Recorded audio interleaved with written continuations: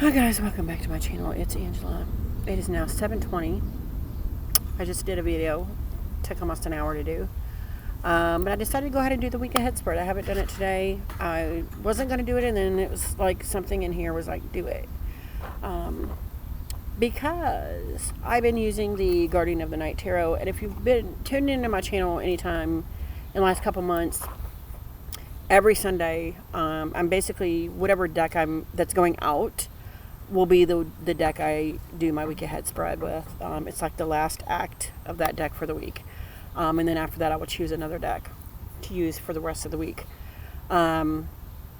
This one, however, I've been using the Guardian of the Night Tarot. I got it last week, so I was like, I immediately started using it. And then I got the mini Roots and Wings I've been using with it. And I'm going to tell you what, powerful duo. Powerful. I'm going to pull this out here because I will use it in a minute. Powerful duo. And I did a couple videos, I think, with both of these decks. But I'm liking the energy of the two decks together, so I don't know if I'm going to get a new one for next week. But I did edge it in this like purple to match the purple on the backs because I wasn't going to edge it. And look how beautiful that is. It came out so great. So great. My problem is, and it matches that color so well, the purple that's in there. It started chipping really badly. Like, I've had it a week, and it started chipping really, really badly. Like, I've got a couple cards, if you noticed, if there's one there, it still got white on the front. Like, it was chipping bad. The black border on the bottoms of them. I don't know why, but only on the bottoms. But I would have like all kinds of chips in through here, and I'm like, that looks horrible. And I've had it a week. So I decided to go ahead and edge it this morning, and it took fantastically. So I'm hoping that took care of the chipping problem. But we'll see. So that's part of why I'm like, maybe I should continue to use it for another week and see how well it holds up to my riffle shuffling. Otherwise, the cardstock is amazing. I love this cardstock on the mass market. But I'm rambling, so let's continue.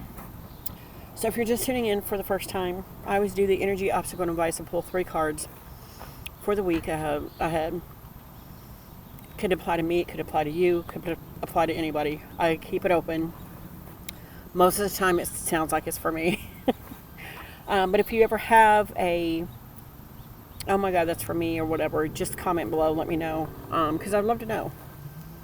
But beyond that, I always do the energy obstacle advice, then I read it intuitively, and then I go into the book and see what the book says. So, and then I usually pull an oracle card, which, because I paired these two together this week, I'm going to pull a card from the mini Roots and Wings deck, which I've not done yet. I did, however, pull ahead of time, did a little meditation of the 3 energy and obstacle advice. So before I continue to ramble, and I have not looked at these cards, this is the energy of the week, and it is the Page of Wands. And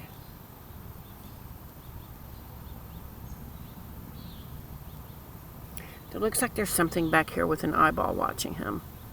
Like, here's the eyeball right there watching him. And there looks like another eyeball here watching him. That's weird. It's not, but it looks like an eyeball. Could be an eyeball. One of the reasons I was immediately drawn to this deck was because I was seeing things in the cards that I don't normally see. And this one, yeah, it gives me this energy of a standstill. The Wands cards are all about moving forward, this fiery passion. And the Page is, of course, usually represents a young person. Oh my God. That's the first time I've seen a hummingbird in like 5 years. It's a little bitty thing like that on top of the way high branch up there. Just landed and I was staring at, he's just staring at me now. That he's like this big and he's white. I'm like, that's crazy. Here he comes. Oh, he just flew. There's a bush right there. He just flew on. Oh my gosh. Like, this is insane. Tell me a hummingbird. Insane. That's crazy. I haven't seen a hummingbird around here in years. It's been crazy. Back to the crow or the blackbird. Whatever. But I almost feel like he's stuck in the flowers, or like he went to go smell the flowers or get some nectar or something, and he's now stuck there. Whereas normally, to me, the page is youngster moving forward or fast, like hyperactive. This one is more of a taking the time to smell the roses, and then he got stuck in the roses kind of energy. Which has been matching with what I've been getting the last month or so, couple months, of this stuck in the mire kind of energy. So it's no surprise that I'm going to get it again. No surprise, and that was cool. I just keep looking for him now. I'm pretty sure he's still on this bush behind me. Oh, no. Gosh, I have to take a picture of this, guys. He's on this flower on the other tree. Oh, I scared him off, I think. He was just buzzing around there. Oh my God, he's so cute. He's like this big. So cute. Oh, dang it. Come back over. That's cool. Sorry, I'm distracted. So that's what I feel like. There's this stuck in the mire. And now I almost want to Google what a hummingbird, what that means. Like, there's some kind of meaning there, obviously. As I'm doing this reading, the hummingbird showed up, but it just gives me a joyous feeling. That's cool. But back to the card, sorry. I feel like there is this stuck in the mire, stuck in the flowers. Maybe and that feels like it's calling me out a little bit, because maybe you're not stuck, but you feel stuck and you're not taking time to smell the flowers. And that looks almost exactly like the flowers that are on that bush that the in my neighbor's yard that the hummingbird's on. That's crazy. But it feels like it's almost like you're not taking the time to relax. Maybe you should get stuck in the mire, because then it will force you to slow down and concentrate on what's around you. See your surroundings. Yeah. Case in point, that's exactly what I feel from that. So for the obstacle, I got the Four of Cups.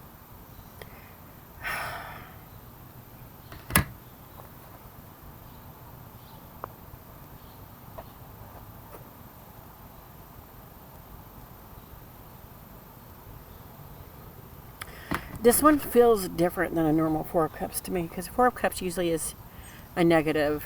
Like, he's being handed the cup and he's just like, I don't see it. I don't see any opportunity anywhere. But this one almost feels like he sees it in the cloud. He sees this cup.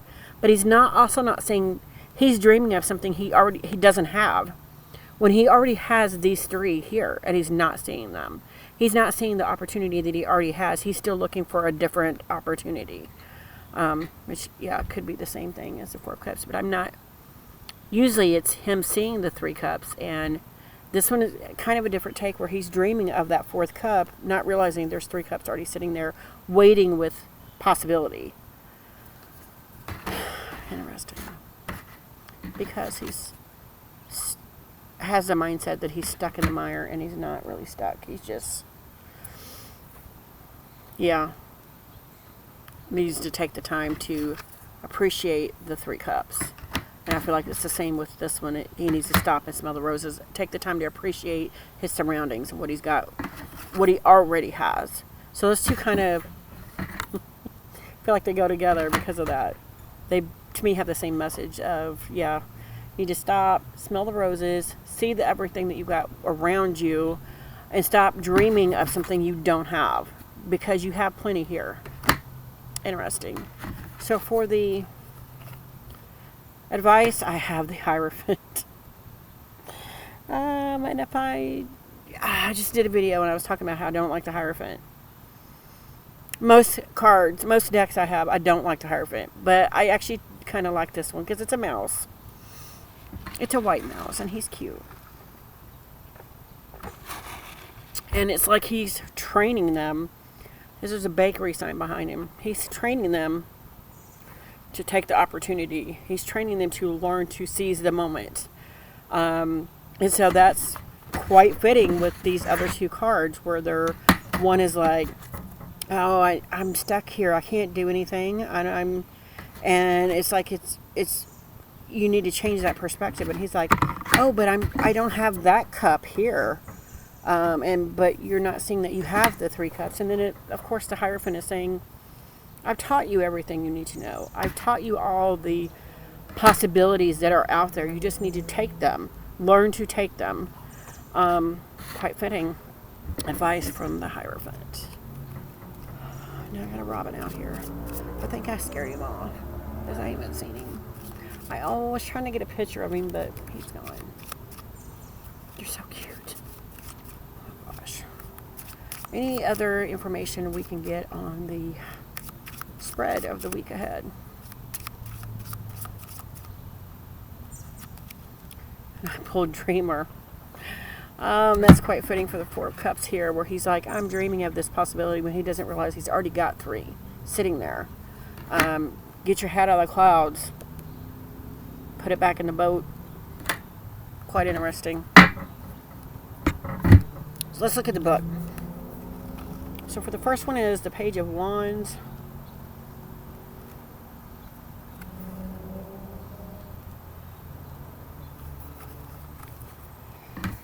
I'm not going to read the whole story. I'm just going to read it's the Bower Bird.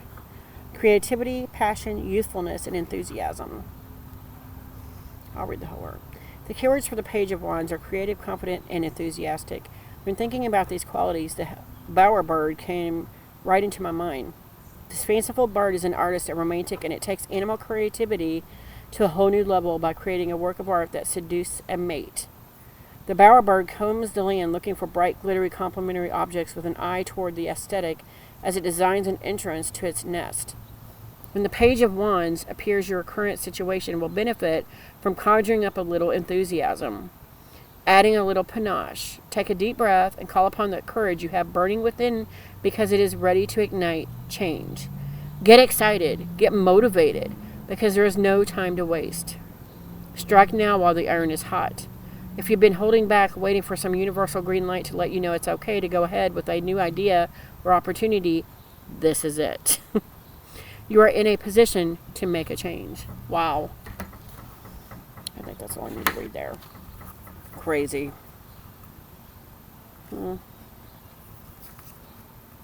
Pangolin is what that is, and not an armadillo.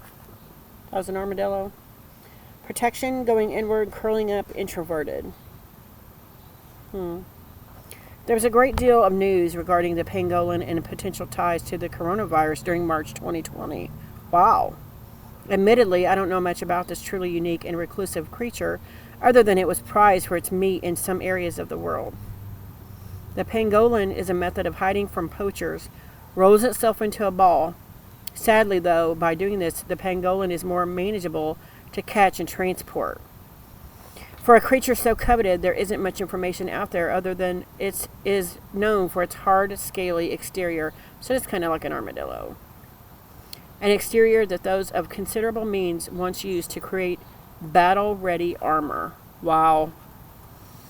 Despite the limited information when it came to time to make the Four of Cups, I knew Four of Cups appears.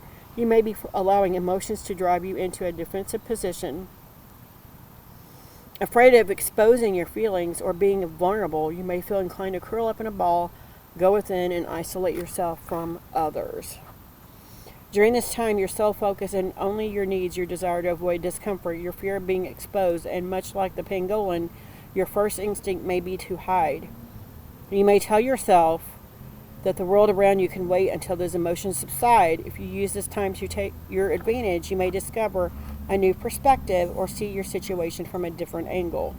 However, If you use this time purely to escape reality, you will find only stagnation. Wow. I got called out. Because I do feel like I've been stagnated for several years now. Like I'm waiting for the other shoe to drop. I'm waiting for my life to start again. And I'm living it. Wow. Crazy. And then we have the Hierophant. Intelligence, tradition, success, and tenacity. The Hierophant energy is tied to our heritage, our culture, and what is expected of us for no other reason other than the box we have been put into as a result of our birth. For many, this energy creates acceptance as we connect with others of a familiar vein. It is the Hierophant that shows us the well-worn path that our ancestors have traveled. The Hierophant's energy carries with it the wisdom of the ages, and when the time comes, it will be your teacher. It will be the teacher you need. Modern or adaptive, the Hierophant is not. Its energy is traditional and serves to show you how you fit in a box. For some, this is a very comforting place. For others, it can be stifling. Use the energy of the Hierophant to understand your position, to gain wisdom and knowledge of the past, to find support in a group that feels right. Still, if you are looking for a change or a new perspective, the Hierophant may find your defiance challenging. When I announced this project's creation, there were quite a few requests for rats to be included. Although I'm a bit squeamish when it comes to this animal, nonetheless, I recognize the gifts of wisdom they offer. When my daughter was little, she loved the movie Ratatouille. Frankly, I still find that movie a bit difficult to watch.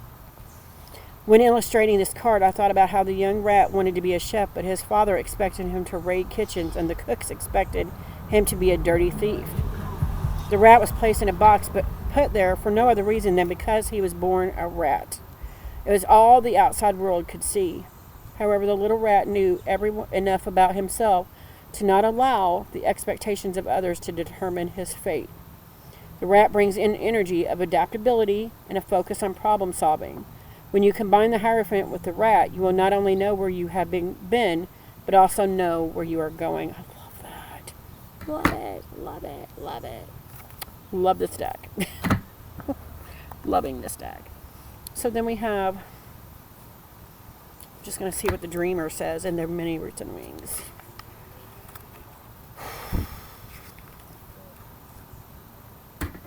Be careful that you don't lose your balance. Time will come to sit down and paddle in the direction of your dreams.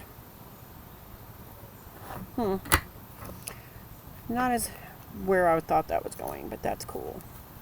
So that's this week's Ahead spread. If you guys have any questions, comments, concerns, don't hesitate to comment below. If you like this video, give me a thumbs up. If you want to see more, please subscribe. And don't forget to hit that notification button so you're alerted to any future videos. And y'all have a good night. Bye.